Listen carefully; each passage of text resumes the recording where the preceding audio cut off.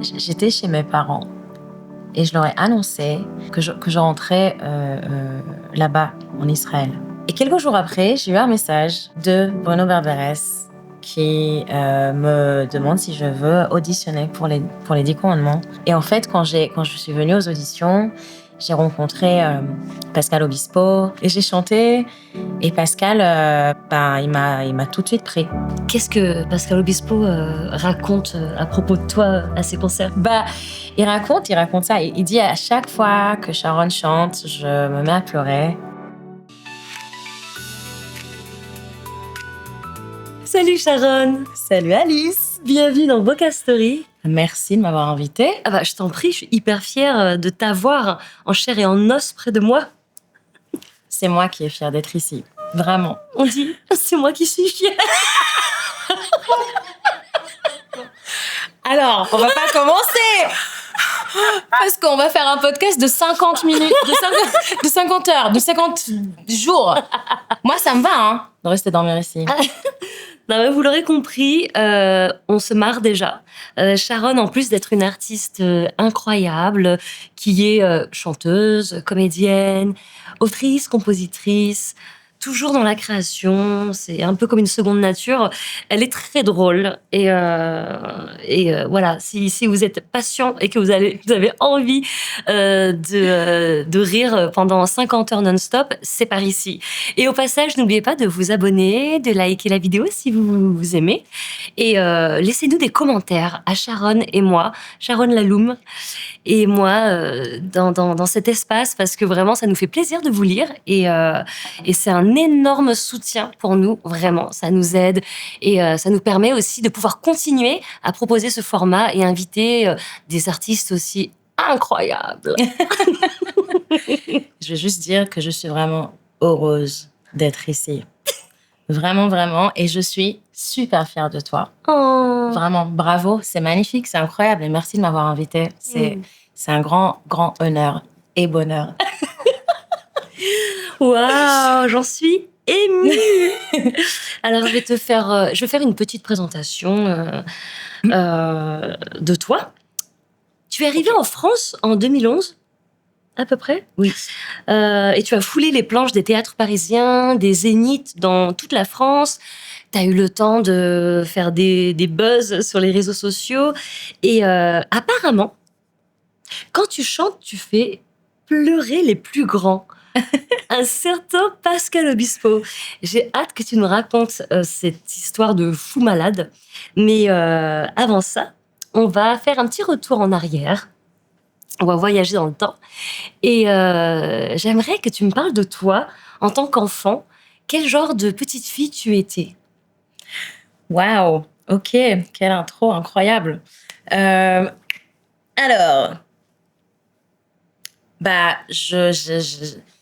j'adorais chanter depuis toujours. Et mes premières scènes, c'était quand j'avais 10 ans. C'était ma sœur qui m'a inscrite à une audition pour un grand spectacle en Israël. Donc, moi, je suis israélienne. Et à 10 ans, j'ai fait mon premier spectacle là-bas. En plus, je me souviens, on est arrivé aux auditions, il y avait plein d'enfants et tout. On s'est dit, OK, on va rentrer. Mais finalement, c'est ma sœur qui m'a un peu poussée à le faire.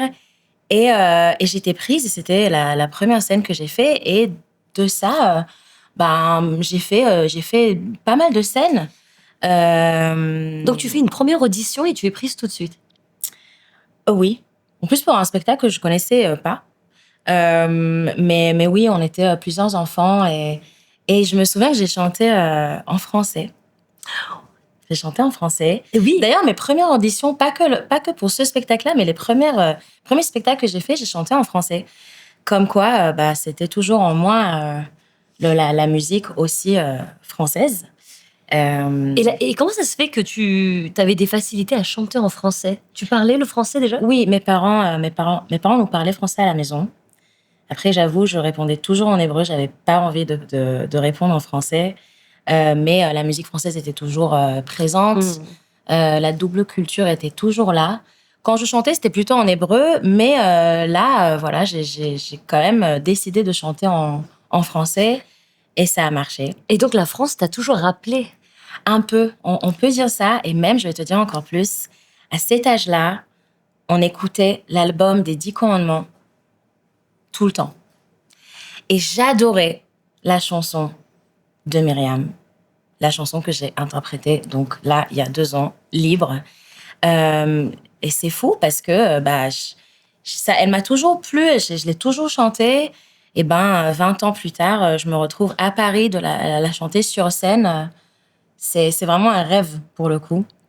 Et voilà, qu'est-ce que je peux dire de plus? D'accord, non, mais là, tu nous as dit où est-ce que tu as grandi et comment la musique est arrivée dans ta vie. Donc, tu as répondu à mes 20 questions. Et je voulais savoir, est-ce que tu as eu besoin de faire une école de musique, un conservatoire? Oui, j'ai fait un conservatoire un peu plus tard, quand j'avais 20 ans. J'ai fait l'académie de musique là-bas. Je voulais apprendre la musique. Ça a été des études de 4 ans, mais je les ai pas terminées. J'ai fait 3 ans d'études et après, on m'a appelé pour faire les Voca People en France. Donc, j'ai tout quitté. J'ai arrêté les études. J'ai dit au revoir à ma famille et je suis partie en France. Attends, mais avant de parler de ton atterrissage sur le territoire, t'avais quand même fait de la télé en Israël. Oui, j'ai fait de la télé quand j'avais 10 ans. Ouais. J'ai un peu enchaîné. J'ai fait un spectacle. Après, j'ai fait de la télé. J'ai ça s'appelait Bravo. C'est un peu une émission de talents, d'enfants qui ont des talents différents. Et après, j'ai fait une comédie musicale. Après, j'ai un peu arrêté. J'étais en mode, j'ai envie d'être avec mes copains à l'école. Vivre ton enfance, Voilà. ton adolescence, quoi. Et mes parents m'ont jamais poussée à faire des choses que je voulais pas. Ils m'ont suivie. Donc, j'avais quelques années de pause. Et après, j'ai fait le service militaire là-bas, qui est obligatoire quand j'avais 18 ans, donc après l'école. C'était en quelle année, ça? C'était en 2007. Ça date, 2007 jusqu'à 2009. D'accord. Et là-bas, j'ai chanté. Yes! Comme quoi, ça m'a toujours suivie. Je voulais le faire. Voilà, tu chantes, t'es dans des troupes. Donc moi, j'étais prise pour ça et j'ai chanté pendant 2 ans. Et on va dire que c'était un peu ma première tournée. On tournait un peu partout et on chantait. Et c'est là aussi j'ai compris que c'est ce que je voulais faire en vrai toute ma vie. Ouais. Et en tant que chanteuse, dans un contexte spécial comme le service militaire, est-ce que tu devais apprendre la discipline, les règles? Est-ce qu'il y avait quelque chose de très strict? Alors, oui, parce que ça reste quand même l'armée, mais pour nous, on était vraiment dans un milieu où il y avait des comédiens et des chanteurs, et on a fait 10 jours où on a appris la discipline et tout, et après c'était vraiment c'était artistique. On avait 1 mois de répétition, et après on a fait des concerts tous les jours. Ouais, c'était assez c'est particulier en vrai, c'est tellement particulier. Ça m'a beaucoup appris. Ah oui, non mais c'est génial parce que aujourd'hui, Sharon, tu peux dire que tu as fait ton service militaire devant un micro. Exactement.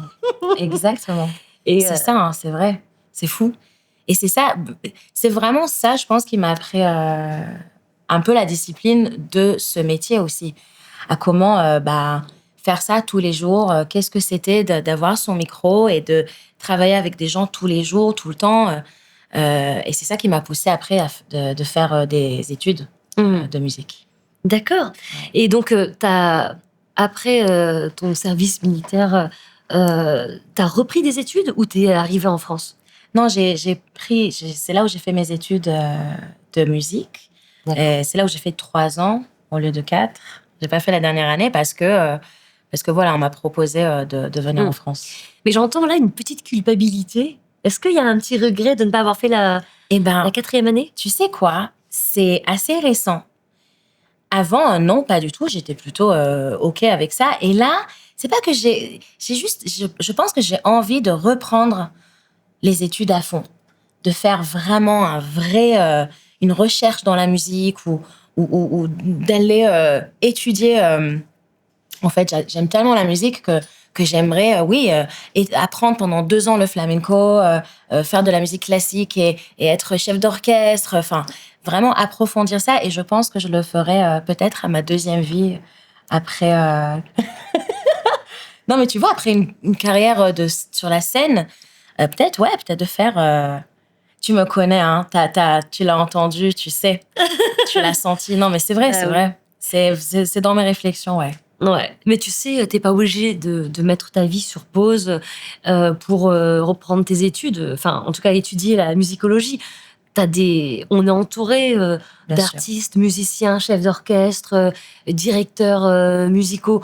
On peut poursuivre. Je pense que tu peux poursuivre ta carrière de soliste euh, Et de faire ça. Ouais, et de faire ça à côté, quoi. Bien sûr. Et même, je pense que finalement, ce chemin d'art est tellement mystérieux parce que on te dit de faire ça ou tu penses qu'il faut faire, mais en fait, la vie et les expériences et ce métier te fait de toute façon tout le temps apprendre. Et je pense que c'est la réflexion que j'ai en ce moment, c'est que je me dis ouais, j'aurais aimé de faire ça peut-être plus tard, et après je me dis mais en fait, je sais pas ce qui va se passer avec ma carrière demain et qu'est-ce que je vais devoir ou vouloir apprendre pour perfectionner et approfondir mon art encore plus. Donc, je sais que, je pense, j'aimerais pouvoir tout faire en vrai. La vie est longue. N'est-ce pas? N'est-ce pas? Alors, toi et moi, on s'est rencontrés Oui. sur une formidable aventure au sein d'un groupe a cappella qui s'appelle Voca People. Comment est-ce que toi, tu as atterri dans ce vaisseau spatial? Eh ben, écoute, mais c'est ça, j'étais étudiante là-bas et En Israël? En Israël, et on m'a proposé de venir en France pour un contrat d'1 an pour les Voca People que j'ai déjà fait quand j'étais étudiante. En fait, je faisais partie de la troupe israélienne. En fait, il faut savoir que les Voca People, c'est une idée et une création israélienne. Et voilà. Je me suis dit, OK, c'est 1 an. Mes parents m'ont dit, OK, c'est 1 an. Ben, vas-y, pars. J'avais 23 ans. Et voilà, et j'ai atterri à Paris, à Bobino. Et voilà, et la première année parisienne a commencé. Et nous, on s'est rencontrés à la 2e année. Ouais. Ouais, non, c'est génial parce que tu vois, en général, les étudiants, on fait des boulots d'étudiants. Tu vois, tu vois, on va vendre des burgers, tu vois, et on fait du babysitting. En fait, et toi, tu pars en tournée avec des chanteurs. Bah, Ouais, c'est cool quand même. Bah, tu sais quoi? Oui. En plus, quand j'étais étudiante, j'ai entendu qu'il y avait des auditions pour ça. Je savais même pas ce que c'était, mais je savais qu'il y avait des tournées. Et je me suis dit, mais ça pourrait être sympa de faire la semaine mes études et le week-end partir un peu partout dans le monde et faire de la scène. Et en fait, c'était vachement complémentaire parce que tous les jours, je révisais les arts-mots et la théorie et tout ça. Et les week-ends, je faisais de la scène dans ce spectacle qui est quand même incroyable et qui t'apprend énormément la musique. Ouais. Ça développe bien ton oreille quand tu chantes a cappella. Ouais, c'est vrai. Et on a eu des moments incroyables. Hein. Alors justement, ton premier contrat en France, c'était avec les Voca People. Donc c'était la première fois pour toi que tu travaillais dans un pays étranger donc en France, avec une troupe quasi totalement française. On est tous français. Ouais. Donc c'est une autre culture, une autre langue. Donc tu pratiquais toi déjà Enfin, tes parents te parlaient en français, mais tu répondais en hébreu. Et là, tu étais obligé de communiquer avec tes collègues en français. Ouais. Tu te retrouves complètement en immersion dans la culture française. Comment tu as vécu ça? Eh ben, écoute, je pense comme tous ceux qui arrivent quelque part, il y avait un temps d'intégration, même, je me souviens que les odeurs étaient nouveaux. Les couleurs, c'est pas la même lumière que le Moyen-Orient, par exemple. Oui. Le lever du soleil, oui. Le coucher du soleil, la température d'ailleurs. La température, ça c'est sûr. T'as eu un choc thermique? Oui. Est-ce qu'on tu peut... le sais? Est-ce qu'on peut? Pardon. Mais alors là, on va faire il faut. Une parenthèse du choc thermique de Sharon sortie de son environnement. Au Canada. Oui, effectivement, on était en plein hiver au Canada. À Sakakumi. Je me souviens très bien de cet endroit qui est resté gravé dans ma mémoire à toujours. Ouais. Très bel endroit, hein. C'est magnifique. Mais il faisait froid. Il faisait très, très froid là-bas. En fait, on devait tourner un clip dehors, à l'extérieur, et on était littéralement sur la neige en train de chanter. Ouais. On était en costume et maquillés en extraterrestre. C'était le concept des Voca People. Et il faisait donc très froid. Et comme tous les tournages, ça dure longtemps. C'est-à-dire que le résultat, ça va être 3 minutes. Et on a tourné 3 heures. Quelque chose comme ça. Pour dire, entre chaque coupure, ils nous prêtaient des manteaux. C'est ça. Pour qu'on se réchauffe un peu, quoi. C'est ça. Et il s'est passé quelque chose. Je te prie de nous raconter. Non, je te laisse le raconter. Non, c'était incroyable. Quoi? Non, vas-y, raconte. C'est beaucoup plus drôle quand tu le racontes. Et là, tout d'un coup, donc, on entend... Et on se retourne, on te voit, mais dans le mal, choqué. Et là, tes larmes coulaient. Mais sans même... oui. Et tu ne clignais pas des yeux et tes larmes coulaient. On s'est dit, mais pourquoi elle cligne pas des yeux? Parce que là, vraiment, c'est en train de la démaquiller. Et donc, si ça te démaquille, il faut qu'on te remaquille. Et donc, c'est plus long. Donc, on reste dehors plus long. Et on n'a pas compris. On s'est dit, mais qu'est-ce qui se passe? Et là, t'étais là. Tu sais, ça coulait même sans que je le veux. Ça a coulé de froid. Vraiment. Et en plus, c'est vrai que le maquillage des Voca People, c'est comme un make-up blanc. Si il y a de l'eau, tu peux pas le maquiller après. Enfin, c'est vraiment une galère. Oui. En gros, ça te démaquille. Donc, ça prend vraiment du temps. Si tu pleures ou si tu transpires, ça peut te démaquiller. Et là, on n'avait pas le luxe de pouvoir tourner plus longtemps parce qu'il faisait vraiment trop froid. Ouais, il fallait faire vite. Et là, tu avais une expression qui nous a suivis pendant des années, c'est dur. Et ça, à chaque fois qu'on se retrouvait devant un obstacle, ou pas d'ailleurs, toute la troupe, on essayait de placer c'est dur. Et c'est devenu, voilà. Ah bah légendaire. Ouais, légendaire, exactement. Je pense qu'il faut sortir un single. C'est dur. Ça dépend de quoi tu parles. Mais là, on a donné le contexte. Les gens pourraient comprendre. Ah, waouh. Mais c'est vrai que ça représente un peu les moments où t'as envie de rentrer chez toi. Tu te dis, ça va pas.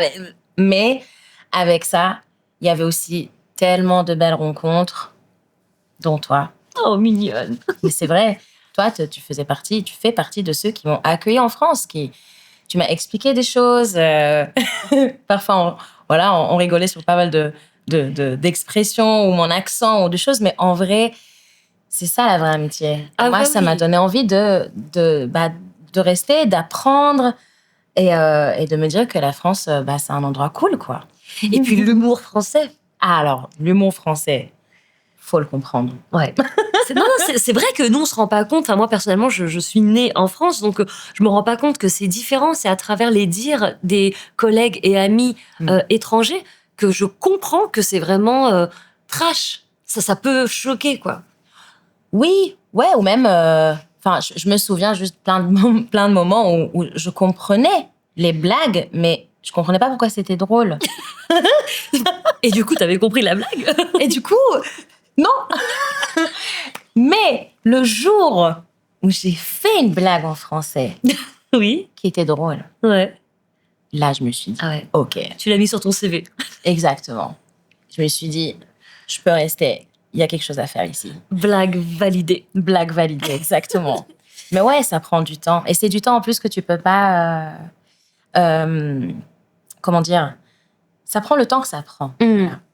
Bien sûr. Ouais. Et puis, je pense que par rapport à la culture israélienne, je ne sais pas, parce que je n'ai jamais eu la chance d'y aller, mais j'arrive à trouver un point commun avec mes amis Mhm. qui viennent d'Israël.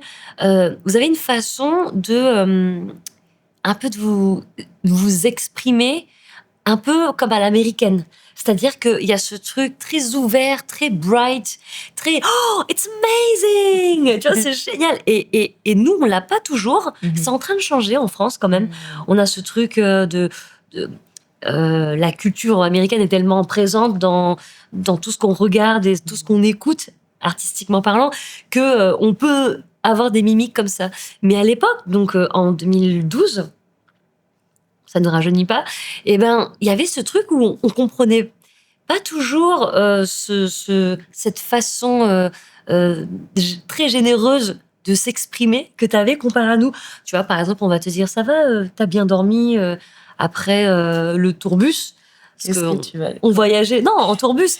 C'est oh, ça va, t'as bien dormi. Bah, chez nous, en France, on dirait ouais, ouais, et toi, sans plus.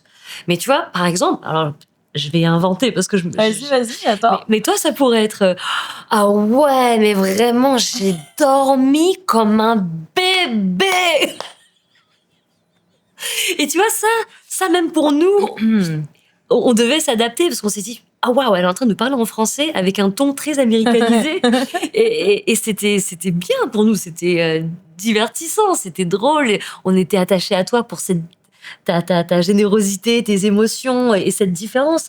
Mais toi, au milieu, en minorité, t'as dû te sentir genre, mais pourquoi il me regarde comme un animal?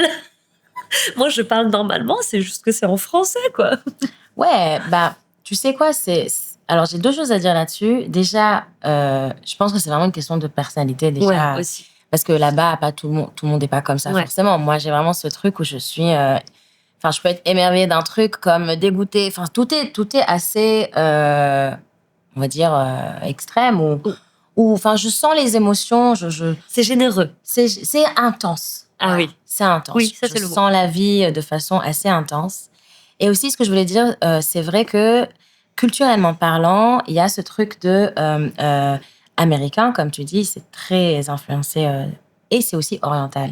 Ah oui, Où effectivement. générosité et être ensemble et nanana et on partage tout et machin.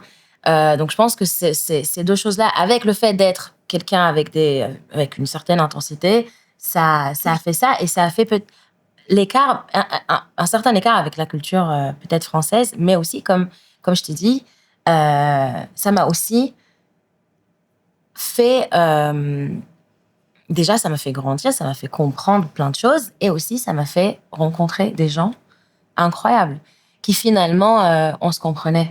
Oui. Tu vois, avec toi, même si on voyait les différences culturelles, il y avait une connexion tout de Humaine. suite, Oui. humaine. Voilà, on se comprenait au-delà de la culture ou de la langue.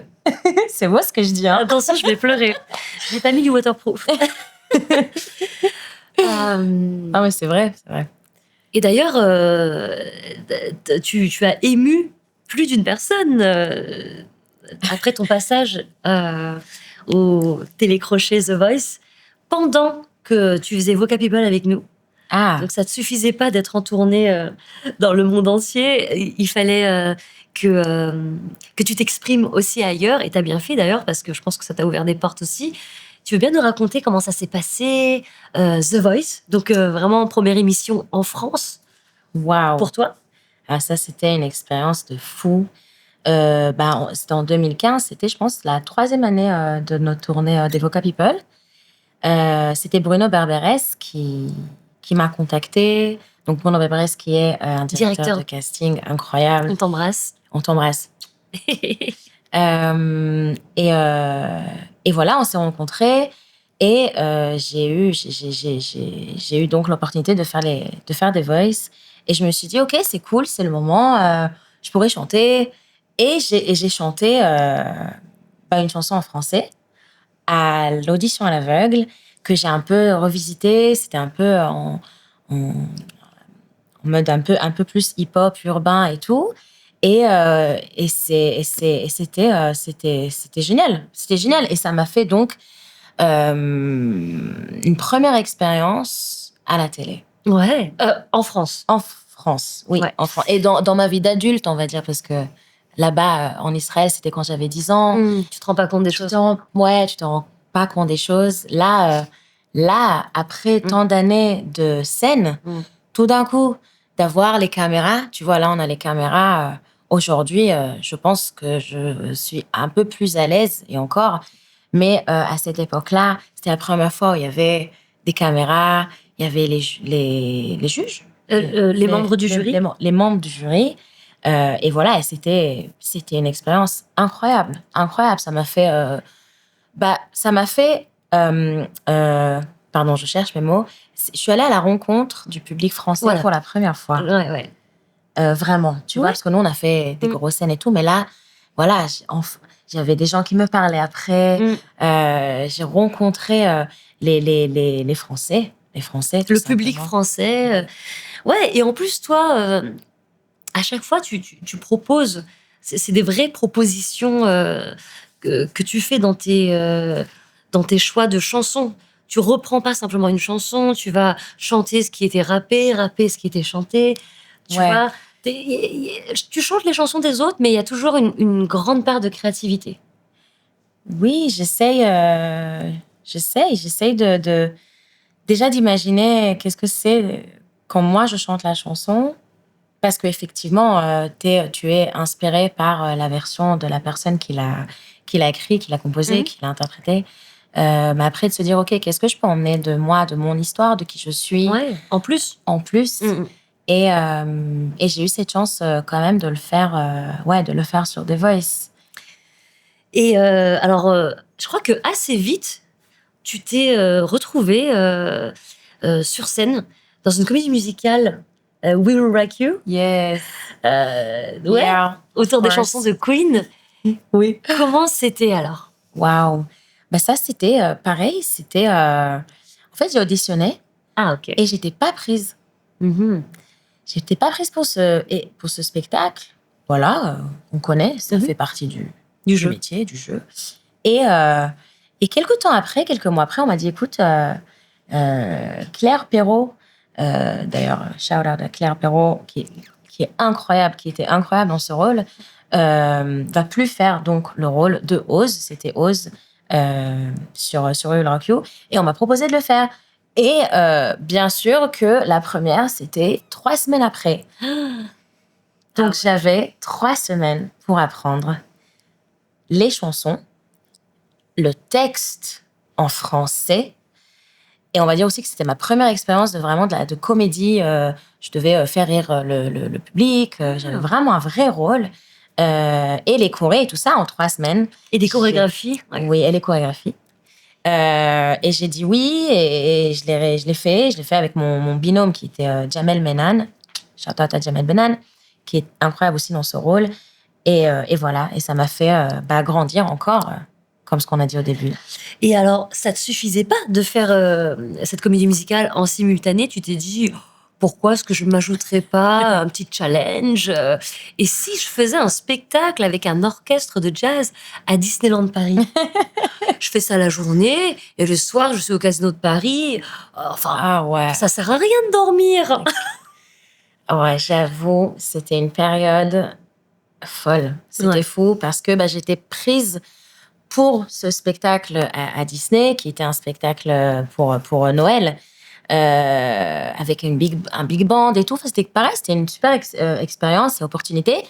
Et j'ai vu que dans les horaires, ça matchait, dans le sens où j'ai fait Disney la journée, terminé Disney, prendre le RER, arriver au Casino de Paris et faire We Will Rock You. En plus, ça, c'était du jazz, ça, c'était rock.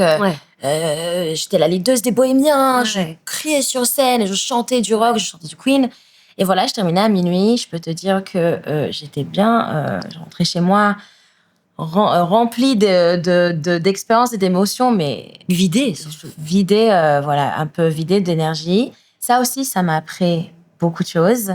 C'est bien de dire oui de dire oui, mais il faut aussi savoir dire non, surtout dans notre métier où connaître nos limites, c'est important. Ouais. Oui, on a tendance à vouloir tout faire parce que ça fait depuis tellement longtemps qu'on veut faire ce métier. Et quand c'est la passion, quand on aime, on compte pas.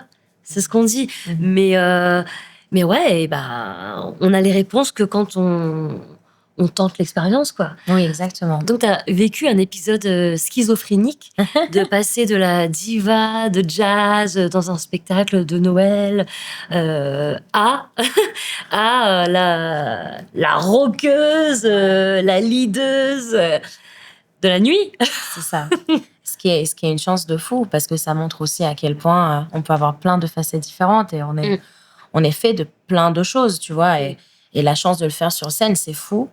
Est-ce que ça t'a coûté un peu au niveau de la santé mentale? Oui, justement.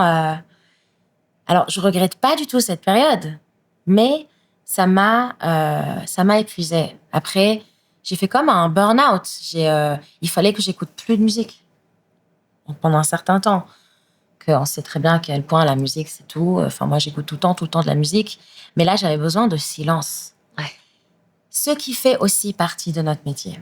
Le moment que tu prends du recul, où tu réfléchis, où tu n'es pas stimulé tout le temps, surtout de la scène où c'est le public, c'est les applaudissements, c'est le metteur en scène et les danseurs et la vie de troupe. C'est incroyable. Mais voilà, ça m'a appris à réfléchir avant, à me dire, OK, qu'est-ce que ça me donne et qu'est-ce que ça me prend et surtout, qu'est-ce que moi, je peux donner. Et si je vois que j'aurais plus rien à donner à un certain moment, c'est que faut peut-être pas que je fasse ce contrat ou cette chanson ou cette scène. Et ça, pareil, c'est que l'expérience. Enfin, je reste persuadée quand même que c'est que en faisant les choses, bien sûr, qu'on sait, qu'on comprend. Ouais. Donc zéro regret. Au moins, tu sais qu'il faut pas que ça te coûte ta santé mentale. C'est ça. Même si tu chantes avec le cœur et. Exactement. Ouais. Tu connais, hein, toi aussi, t'es tellement passionnée. J'ai déjà fait comme toi, travailler à Disney la journée et prendre le train pour travailler, pour chanter à Bobino d'ailleurs, dans une autre comédie musicale. Et pour te dire, je n'ouvrais pas les volets. Parce que tu sors, il fait nuit, tu rentres, il fait nuit. Ouais, c'est intense, hein. Ah ouais. C'est un rythme de fou. Mais j'aimais ça. Jusqu'à ce que mon corps, il a dit, ta voix, elle commence à se fragiliser, fais un choix. Mais voilà, on ne le sait pas jusqu'à ce qu'on le fasse, quoi. Ouais.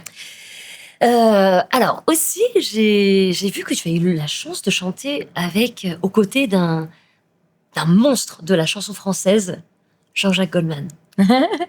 C'est vrai. Qu'est-ce qui s'est passé? C'était 1 an ou 2 ans après que je suis arrivée en France et j'ai fait une soirée de gala et il était là.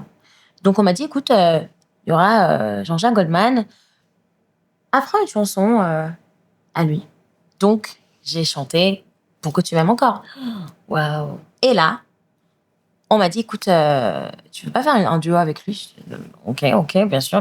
Donc on a fait Envole-moi ensemble. Mais non. Pareil, aujourd'hui, quand je vois la vidéo, je me dis, mais j'ai chanté avec Jean-Jacques Goldman. Incroyable. Ouais, ça aussi, ça fait partie de ce métier de fou où tu arrives à rencontrer des gens et à faire des choses où, sur le moment, tu révises, tu le fais, tu es dans l'action et après, tu dis, waouh, j'ai quand même une vraie chance, quoi. Une vraie chance. Puis des fois, c'est tellement énorme que tu t'es même pas autorisé à le rêver. Et quand ça arrive, tu te dis, attends, laisse-moi le rêver et ensuite je le réalise. Exactement. Et alors, Pour que tu m'aimes encore, ça t'a porté chance jusqu'à longtemps encore. Parce que tu as fait un buzz international sur les réseaux avec cette chanson. En étant en vacances en plus, non? Oui, j'étais en Israël en vacances à Tel Aviv et j'étais avec des amis chanteurs. Et il y avait une femme dans la rue qui jouait, qui chantait et qui a vu un ami à moi avec sa guitare et qui l'a invité pour qu'il chante. Et là, il s'est mis à chanter Pour que tu m'aimes encore, la chanson qu'on chante ensemble. Du coup, je me suis mis à la chanter avec lui. Naturellement. Oh, pardon, je prends le micro, merci. Le mec, j'ai compris tous les mots. Non, ceci dit, je voulais pas la chanter au début. On dit, mais vas-y, chante. J'ai non. Vraiment, je voulais pas forcément la faire. Et finalement, je l'ai fait. Et ça a fait, tu sais, ça aussi, c'est fou. Le buzz, en fait, ça arrive tout de suite. Je me suis levée le matin, le lendemain. Et là, j'ai vu mon téléphone, les mails, les SMS, des amis de longue date qui me disent attends. Là, je suis attends, de quoi vous parlez? Ah oui, hier, j'étais dans la rue. Attends. Et là, en fait, mais c'est vrai que c'était énorme. C'était énorme parce que ça a été donc sur tous les réseaux. On l'a reposté sur YouTube. Ah bah oui. Et les gens... Alors, il n'y a pas que le public français qui t'a découvert, mais plein de pays, en fait. Tu as eu beaucoup de followers et ça t'a permis de travailler, ça t'a aidé aussi, parce qu'on t'identifie. Oui, oui, un peu. Ça a donné que du bon. Que du positif. Oui. Et évidemment, on ne va pas s'arrêter là. T'as aussi... Non, mais attends, c'est énorme ce que tu as fait. Je me rends compte, là, en parlant avec toi, c'est que tu as chanté dans le grand film Disney Encanto. Tu as fait le rôle de Peppa. C'est fou. Ah, c'est fou. C'est vraiment, genre, la chanson qu'on retient de ce film. Oui, c'est la seule que j'ai chantée. Enfin, que j'ai chantée au début de cette chanson. En plus, c'est la seule expérience, c'est ma première expérience dans le doublage. Au début, j'ai juste auditionné pour les voix chantées. Et après aussi, on m'a proposé de faire le vrai... la voix parlée. La voix parlée, merci. Et donc, cette chanson, c'était la chanson « Ne parlons pas de Bruno ». Je la chante au studio, je dis « Waouh, putain, elle est sympa cette chanson, c'est génial ». Mais personne s'attendait à que ça soit aussi fou. Dès que le film est sorti, cette chanson a pris tellement une ampleur de fou. Mais musicalement, cette chanson est incroyable. Incroyable. On dirait un final d'un spectacle. Exactement. Et elle est complexe. Ouais. Tu ne te dirais pas que ça pourrait être une chanson qui pourrait être aussi populaire. Et chacun a son moment. Il y a des canons à la fin, il y a des armeaux de fou. Ça change. Ouais. La mélodie n'est pas facile en plus. Non.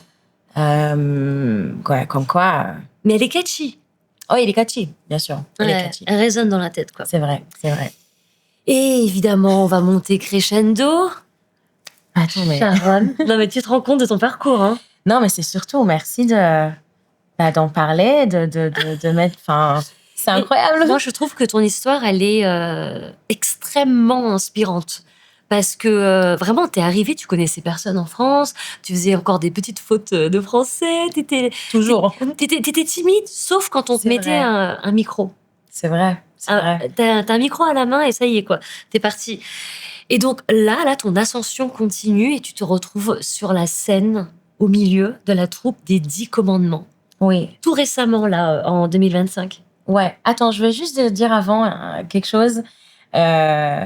C'est vrai que, tu vois, tu me connais depuis le début. Et vraiment, je veux redire, c'est grâce à toi. Arrête. Et c'est grâce à des gens qui sont comme toi, qui ont un vrai bon fond, qui m'ont... Tu m'as donné l'envie, l'espoir de rester et de me dire c'est possible. Et comme tu as cette même passion, tu es nourri comme moi de la musique, de l'amour, eh ben, on se sent, on se sait. On se sait. Mais tu vas me faire pleurer, là. Je te fais un câlin. Non, tu vas me faire pleurer. Merci. Non, mais attends, merci à toi d'être juste toi, quoi, franchement. Non, merci à toi d'être toi, Alice. Merci à tout le monde. Merci au monde. Merci la France. Merci la France. Merci, on vous aime. Non, mais elle va me faire pleurer. Non, c'est pas prévu, ça. En tout cas, c'est tout naturel pour moi de parler de toi et j'ai envie vraiment que les personnes découvrent ton parcours. Et moi, j'ai réussi à te redécouvrir encore une fois sur la scène dans le spectacle des 10 commandements. Parce que je connaissais déjà le spectacle, les chansons, je les connaissais par cœur et tout. Mais de voir déjà un visage familier, une voix familière, aérienne comme la tienne, avec ton intensité en plus, pendant que tu interprètes ton rôle, c'était fou. J'avais l'impression que Enfin, tu faisais lever les foules, quoi. Tu vois, moi, je voyais que toi, personnellement. Après, c'est un spectacle magnifique, mais je veux dire, j'étais tellement fière du parcours que tu as fait que moi, je te voyais t'envoler. Tu vois. Et alors, comment ça s'est passé? Les 10 commandements, je veux dire, comment tu t'es retrouvée bah, au sein de cette troupe? Bah, tu sais quoi? J'étais chez mes parents et je leur ai annoncé que je rentrais. Que je rentrais là-bas, en Israël. Et je suis même venue avec une valise. Petite valise. Et quelques jours après, j'ai eu un message de Bruno Berberes qui me demande si je veux auditionner pour les 10 commandements. Et on voulait que j'auditionne pour Séphora, pour la femme de Moïse. Mais moi, comme j'avais en tête la chanson de Myriam depuis que j'avais 10 ans. Alors Myriam, on la connaît sous le nom de Yael Naïm. Ouais. Voilà, Myriam qui est la sœur de Moïse. Je disais, ok, oui, bien sûr, je vais apprendre le rôle de Séphora, de la femme de Moïse, mais est-ce que je peux aussi chanter et ils ont accepté. Et là, j'ai envoyé les vidéos. Je me suis dit, ok, je vais auditionner, bien sûr. Enfin, on verra. Et j'ai envoyé les vidéos et en fait, quand je suis venue aux auditions, j'ai rencontré Pascal Obispo, Albert Cohen et toute l'équipe de la production. Et j'ai chanté. Et Pascal,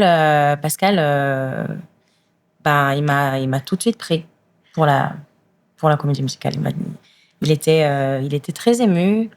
C'était un bon moment. C'était un bon moment. Quelle a été sa réaction quand il a entendu ta voix? Il a lâché quelques larmes. Il était très ému.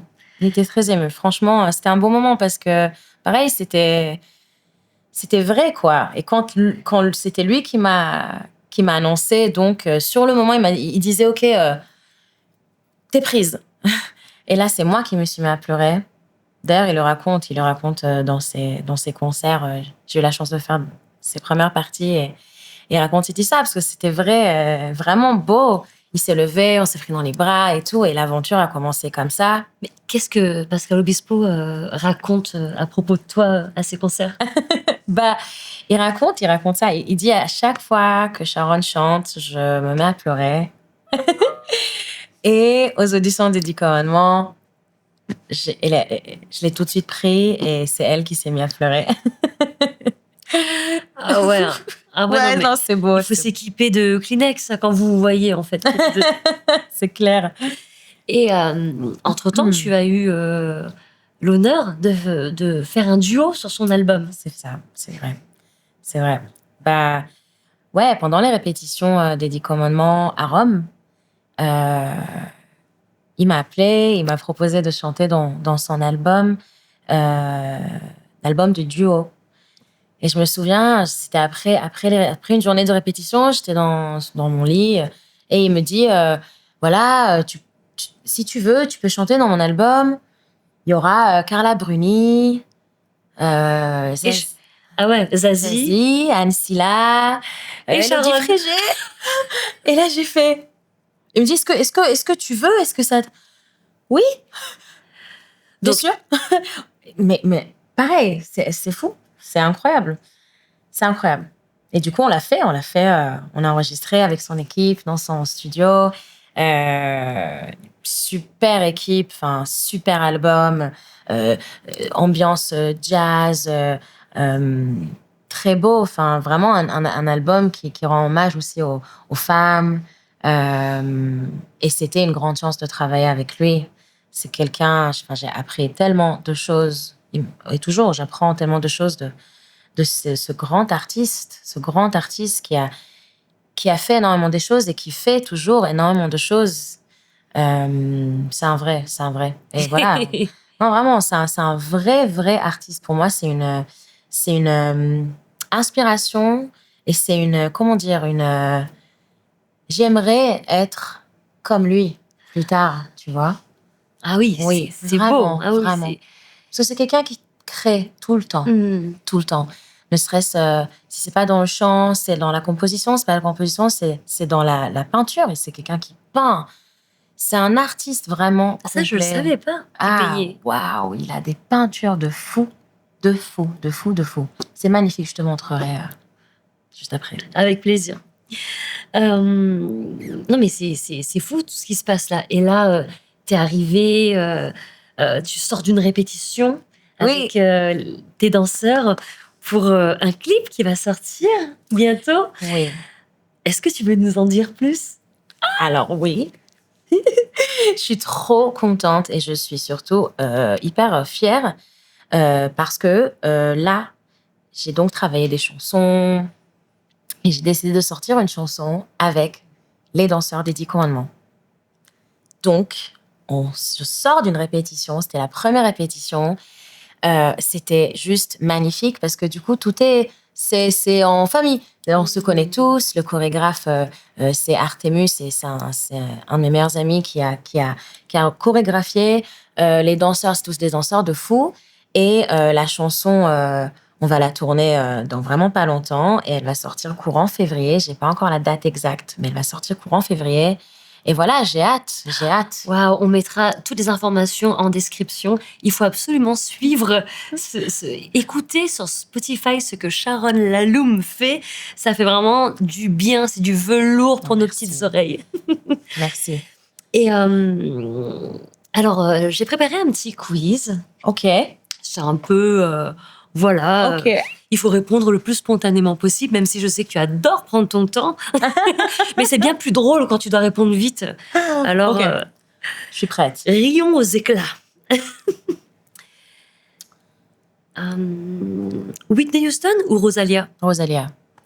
Houmous ou Boboun? Houmous. Paris ou Tel Aviv? Les deux. Comme Joséphine Baker. Rap ou lyrique? Rap. Talon aiguille ou Buffalo? Buffalo. Buffalo. Buffalo. La scène ou le studio? Oh, les deux. On peut dire les deux? Oui, on peut. Les deux. On peut rien te refuser. T'es plutôt du matin ou du soir? Le soir. Bien sûr. Définitivement. Est-ce que il y a une chanson qui te fait du bien quand tu te sens en dessous, quand t'as pas le moral et tu sais qu'il y a une chanson que tu vas mettre pour te redonner de la force? Bien sûr, il y en a pas mal. Il y en a une tout de suite qui arrive dans ton esprit. C'est une nouvelle chanson d'un artiste que j'ai découvert il y a pas longtemps. Elle s'appelle Marathon. Et l'artiste, j'ai pas son blaze. Je peux mourir sur place. Mais il est incroyable. Vraiment. Et je vous avais promis qu'on allait rire jusqu'au bout. Je ne mens jamais. Je l'ai pas. Mais on va tout mettre en description. Voilà. Ah non, mais il y aura tous les titres, toutes les références. Merci Sharon. Merci Alice. Merci infiniment d'avoir répondu à mon invitation. Je suis très émue. Déjà parce que je t'adore toi en tant qu'humaine, mais surtout j'ai aussi réalisé tout ton parcours. Tu vois, depuis que t'es arrivée, c'est fou. Genre là, tu vois, j'ai pas du tout envie de te quitter, te dire au revoir. Je me dis que t'es quelqu'un de très inspirant parce que tu te relèves toujours très vite et que même si il t'est arrivé de travailler en tant qu'interprète, qui est quand même une discipline, t'as jamais cessé d'être dans la création. Quitte à dormir moins, quitte à mettre en danger ta santé mentale, t'as quelque chose, c'est comme ta façon de respirer. Tu vois, c'est aussi essentiel que de respirer. Pour toi, c'est égal à la création, quoi. Et je trouve qu'on l'a pas tous. On peut être artiste, on peut adorer chanter, jouer la comédie, jouer d'un instrument, mais c'est comme si t'étais toujours... Il y a cette flamme qui ne s'éteint pas. Merci. Non, est-ce que tu ressens que même quand t'es pleine de doutes, c'est humain, t'es très sensible en plus, même si tu te décourages, est-ce que tu sens que t'as quand même encore une lueur qui vacille et comme une petite voix qui te dit non, non, mais c'est pas fini, lâche pas. Oui, oui. Je pense que je suis quelqu'un qui a tout le temps des doutes. Les doutes, ça fait partie de qui je suis. Et longtemps, je me disais que c'était pas bien. Mais en fait, le doute, ça fait partie de l'artiste. Et j'ai toujours su, je croyais toujours que ça m'a choisi, l'art. Et que j'ai l'obligation de le faire et de rester ce tuyau. Et pour rester ce tuyau qui est, comment dire, un tuyau ouvert, un tuyau voilà, qui est quelque chose que je peux même pas expliquer. Pour que je fasse ça, il faut que je fasse attention à ma santé mentale et Et physique. et physique. Dormir, quoi. Dormir, par exemple. Et de travailler et d'être toujours à l'écoute à l'intérieur de moi, à ma joie, de toujours rester connecté à ça. Donc, à cette flamme. Et je pense que c'est peut-être pour ça, ouais. Ouais, ben, en fait, tu le transmets sans le vouloir. Parce que tu vois, cette flamme, elle fait partie de toi. C'est pour ça que t'as vraiment percé l'écran quand nous, on t'a vu sur TF1 dans The Voice. Tu vois, il y a plein de belles voix. Il y a vraiment énormément de belles voix. Et il faut de l'audace pour faire une émission télévisée. C'est pas évident, les caméras, le stress. Mais il y a des évidences.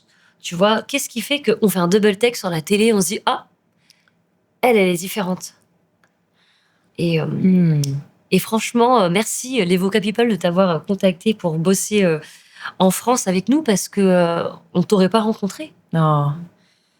Bah, je pense que c'est la magie, justement, c'est la magie de l'art, de faire quelque chose que tu peux pas expliquer finalement. Et comme je dis, t'as été, c'est comme ça, t'as été choisi pour faire ça ou tu es né avec ça, avec cet amour à quelque chose que tu peux même pas expliquer. Ouais. Et c'est ça peut-être qu'on transmet, si c'est à la télé, comme à la scène, comme au studio. Voilà, quelque chose que peut-être que tout le monde peut se connecter aussi à ça. Et d'ailleurs, est-ce que toi, tu crois, toi, à cette histoire de destinée ou de hasard? Oui, je crois que c'est à nous de vivre notre destin. Destin ou destinée? Les deux se disent. C'est à nous de le vivre. On peut ne pas vivre notre destin. Moi, je pense que chacun a son destin et que chacun est là pour quelque chose.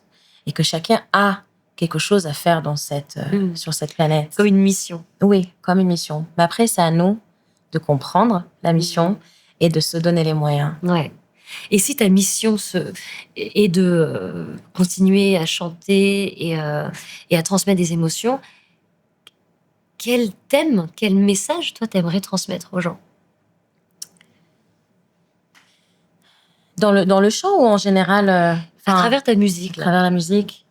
Je pense que c'est... Waouh, quelle question, c'est beau. Je pense que c'est d'aimer tous nos parts. Toutes les facettes de notre âme. Et de se dire que avec les parts d'ombre qu'on a, c'est que comme ça qu'on a nos parts de lumière. Et d'embrasser ces deux choses qui ne peuvent que aller ensemble. Et de mettre en lumière nos parts d'ombre et de mettre en lumière nos parts de lumière, bien sûr. Mais voilà, c'est au-delà de s'accepter comme on est, c'est de le célébrer. Ouais, en fait, tu veux dire que le message que tu as à transmettre, que tu penses que le message que tu as à transmettre, c'est de cohabiter avec toutes le yin et le yang Exactement. qu'on a chacun chez nous. Oui. C'est beau parce que on vit à une ère où on est extrêmement exposé par les réseaux sociaux, l'image est importante et donc ça réveille encore plus de complexes et on a du mal à s'accepter quand il y a des normes de beauté, des normes de succès. Ouais. Des normes pour tout. Des normes tout court. Ouais. Et c'est vrai que de se dire que si on apprend, ne serait-ce qu'à l'école, à accepter qui on est, déjà, ça guérirait beaucoup d'âmes. Ah, mais ça, c'est sûr. C'est accepter qui on est et savoir travailler avec. Ça veut dire de jouer avec ça, de danser avec nos démons, de faire de la musique avec les choses qu'on a avec lesquelles on vit finalement. Si c'est nos peurs, si c'est nos angoisses, comme nos amours, comme les gens qu'on ne verrait plus, comme toutes nos histoires. C'est savoir vivre en harmonie avec tout ça. Oui, je pense que c'est ça. Merci Sharon pour ce message très apaisant et j'espère pas trop idéalisé. J'espère que tout le monde entendra ta sagesse et que ça va les inspirer quelque part. Merci d'avoir été là, de t'être ouverte, de t'être livrée.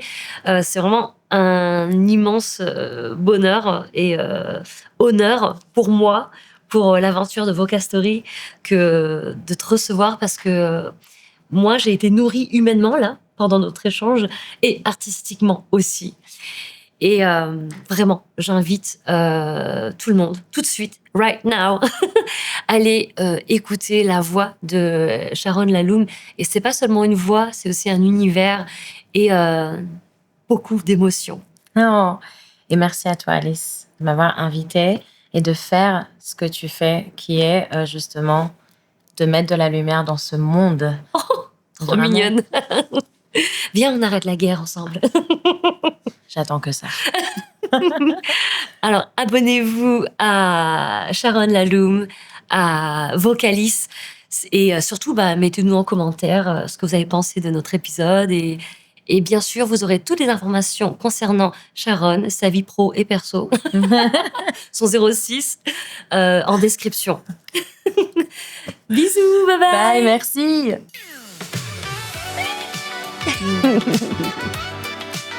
C'était génial. Trop bien. Merci beaucoup.